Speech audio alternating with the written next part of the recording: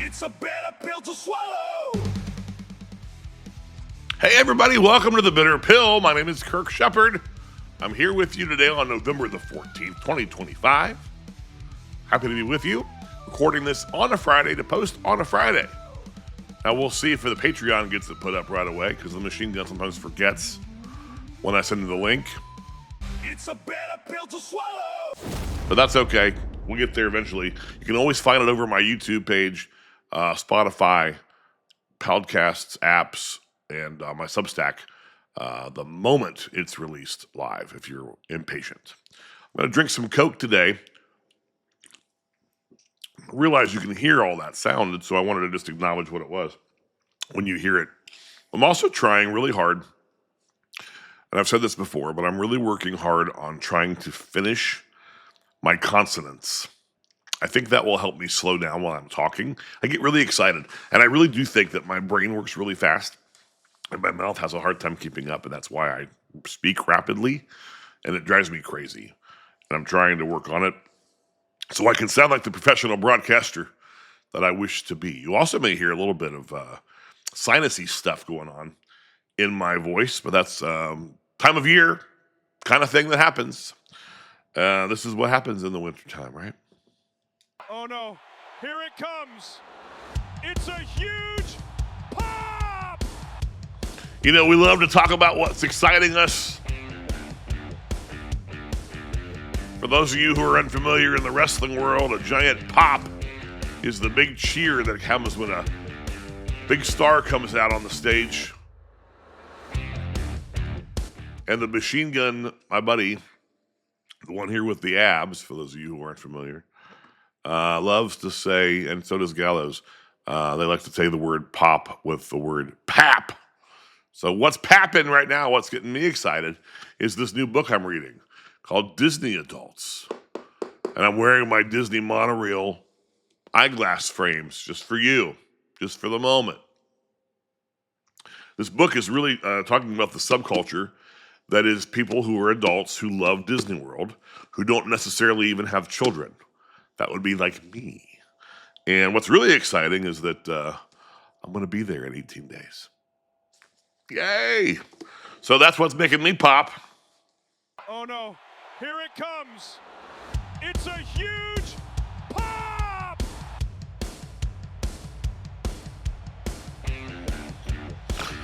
That's exciting, and you can see the Christmas tree is up. I'm excited about the holidays. I've got all the Christmas decorations out.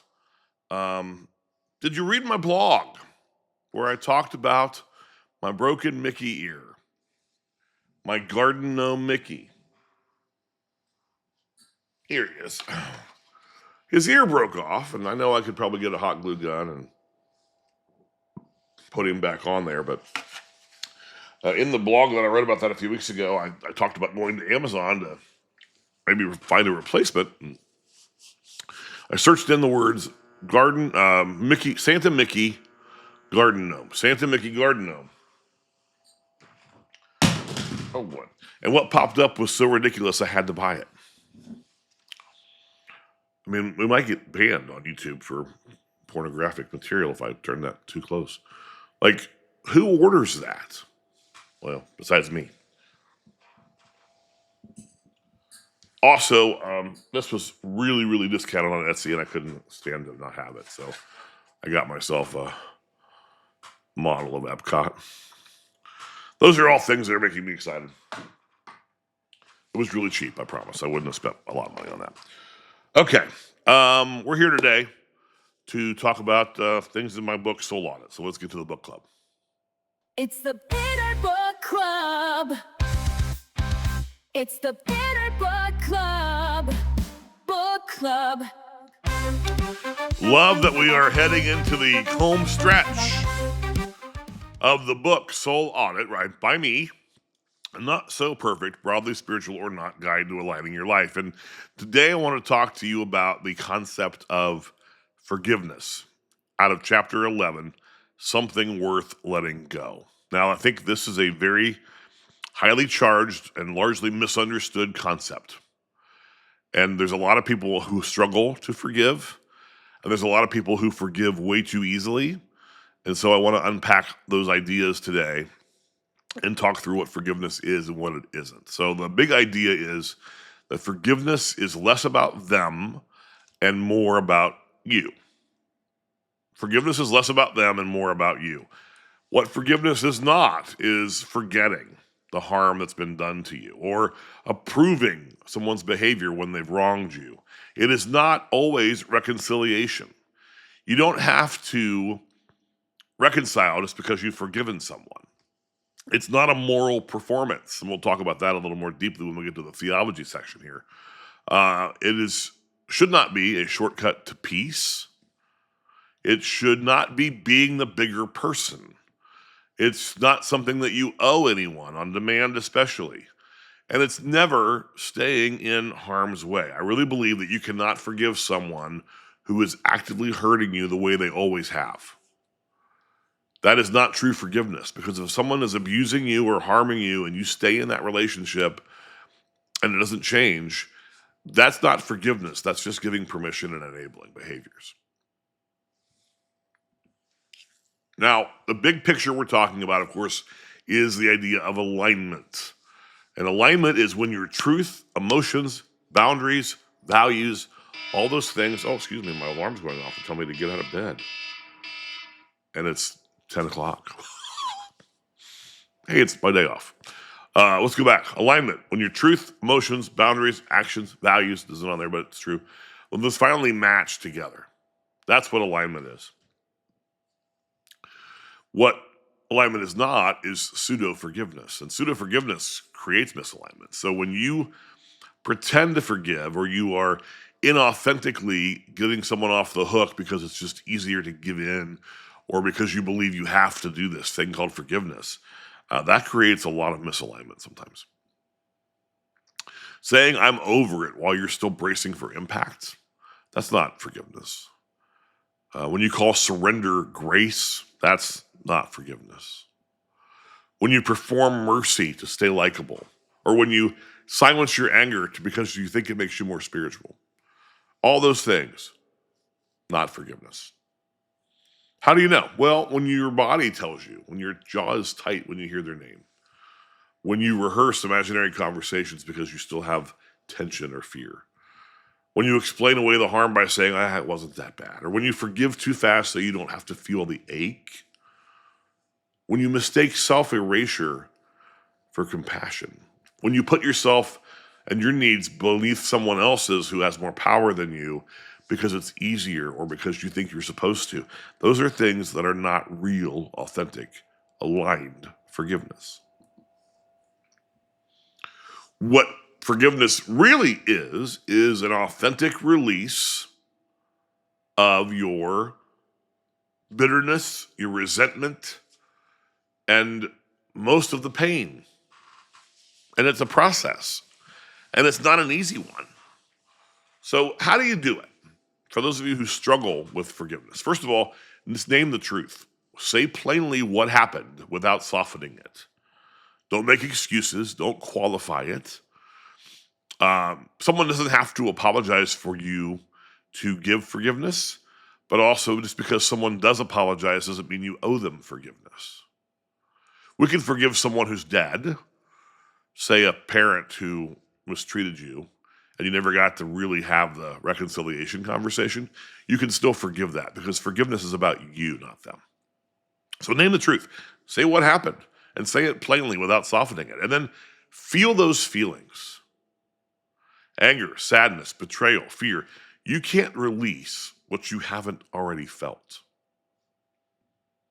Then you need to ask yourself, what am I ready to put down?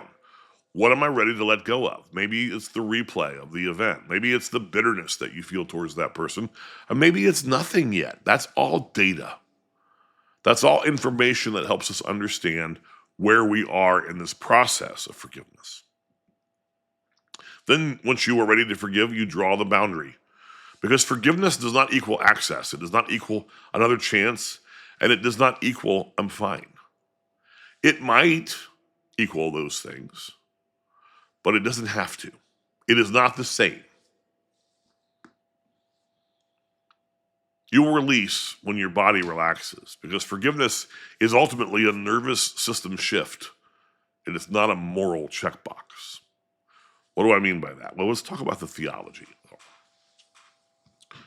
In Christian theology, there are two ideas, I think, that are presented to us frequently, usually by people in power who have wronged us or want the ability to wrong us. And so they insist on these two ideas. Well, first of all, Jesus said, turn the other cheek. And also, if you don't forgive everyone perfectly, God won't let you into heaven because you won't be forgiven. Those are two key ideas that I think are often misunderstood by the folks in the church. I come from that background, and I've done a lot of investigating and exploring of my belief system. And I think I have two reasonable ideas about those concepts. Number one, you've only got two cheeks to begin with, and maybe four if you count creatively.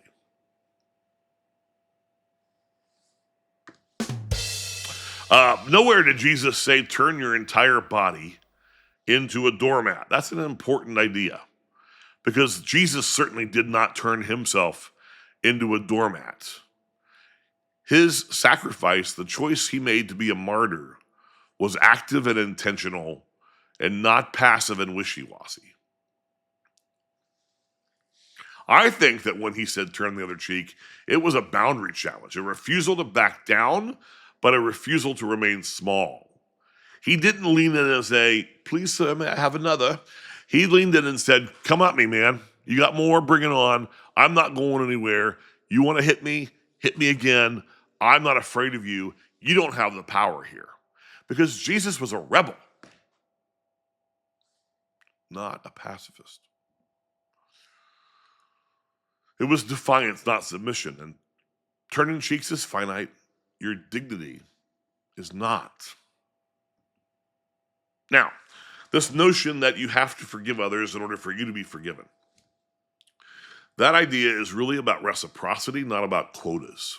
It's about your internal world. The cultural context in that time was that these small communities needed to work together to thrive.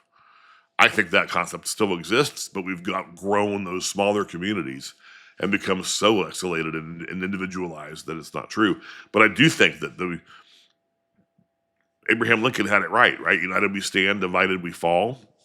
And in these cultural contexts of when Jesus' time was, if you didn't work together as a community, if you didn't heal your issues with each other, you would not survive when other tribes or other cultures came in and tried to overtake you.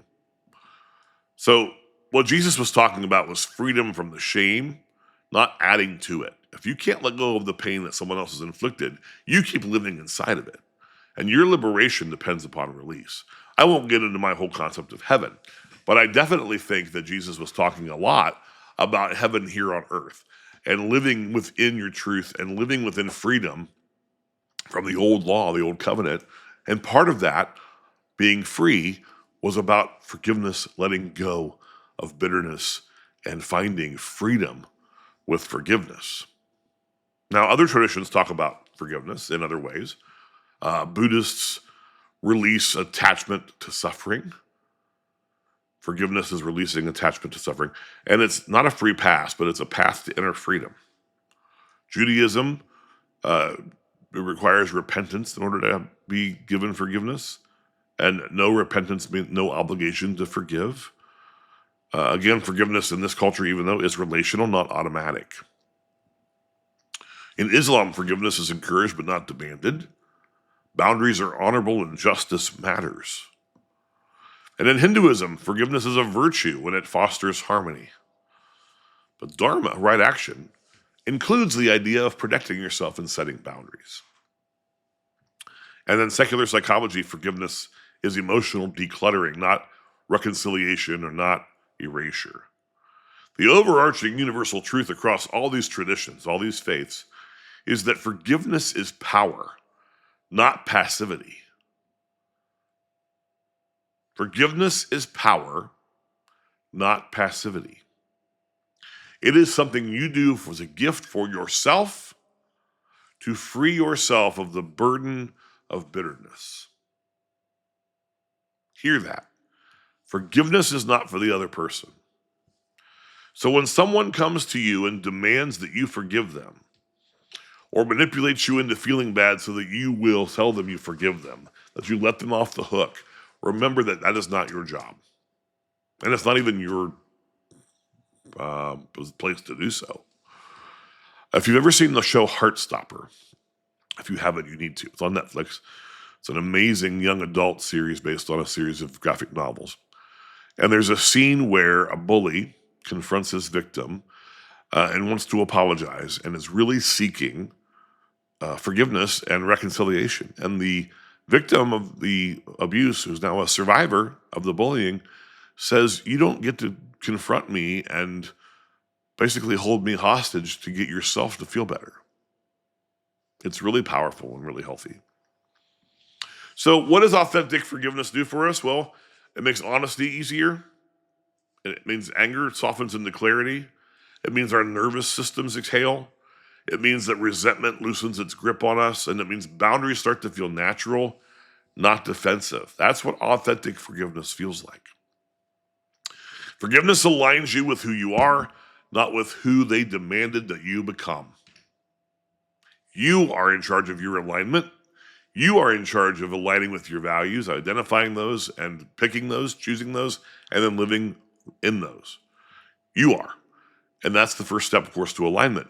And then forgiveness is another step when you need to let things go that are holding you down. Forgiveness aligns you with who you are, not with who they demanded that you become. Here's our soul audit for the week. Check these questions and see which ones apply to you. I've forgiven out of obligation, not readiness. I've confused letting go with letting someone back in. I've apologized just to end the discomfort. I've stayed too long because leaving felt like failure. I can name one resentment I'm ready to loosen up. I am learning to forgive myself for carrying things too long. Forgiveness isn't always just about other people, even though it's always about you. Forgiveness is your release of the bitterness. It's also your release of guilt that you're holding yourself accountable to. That's important as well. Try one of these this week. Let's write the unsent letter to somebody. Let's say the thing that we've swallowed. Let's say, I'm not ready to forgive that yet, or honor your own pace. Let's ask, is my forgiveness coming from freedom or from fear? And I think you should practice self-forgiveness first. Set down the shame. Keep the wisdom. When you are wronged, when something happens that's painful, I like to ask, what is the meaning here? I do not think that everything happens for a reason. I will punch you square in the jaw if you say that to someone who's suffering. Looking at a mother whose baby has cancer and saying everything happens for a reason should result in the death penalty. I'm exaggerating, but it is not okay. So I don't think everything happens for a reason, but I do think you can find meaning in everything that happens. That's what I do every week on my Substack. I look at an event from my week, and I try to find meaning in the mundane. I try to find a life lesson from something small. You can read that over at kirksheppard.substack.com. I'm always here for the cheap plug. Performative forgiveness is about appearance. If you're forgiving because you think you're supposed to, because you won't go to heaven, because the person has asked you to, that is about appearance. Actual forgiveness is freedom, release, and ultimately a step towards alignment. Next, we're going to talk about cultural and occupational alignment, chapters 13 and 14. And then I think we're going to do one wrap up and we're going to be done with the book. So be thinking about what you want to read. We may take December off and start again in January, just to give me a little bit of a break and kind of think about the format. But let's take a look in chapters 13 and 14 for next week, if you have a copy of the book. And if not, it's okay. As you know, I will get you through what you need to know. It's the Bitter Book Club. It's the Bitter Book Club. Book Club. I hope as you're heading into Thanksgiving that you're ready, you're being grateful this month. Maybe you're doing some new gratitude practices in November. And I hope that you are thankful for the people around you, that you're connecting and taking care of yourselves. And I can't wait to see you next week when we talk about more alignment. And for that, this week has been another bitter pill to swallow. It's a bitter pill to swallow. The Bitter Pill with Kirk Sheppard is part of the Talk and Shop media empire. The preceding video was produced as educational and entertainment content only.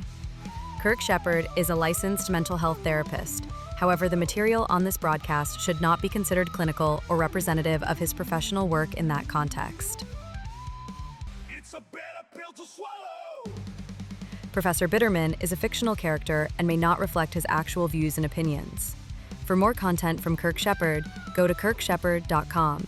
Follow him on Facebook and Instagram, and subscribe to his Substack and YouTube channels. Please subscribe to the Talk and Shop podcast on YouTube for more content from the Good Brothers.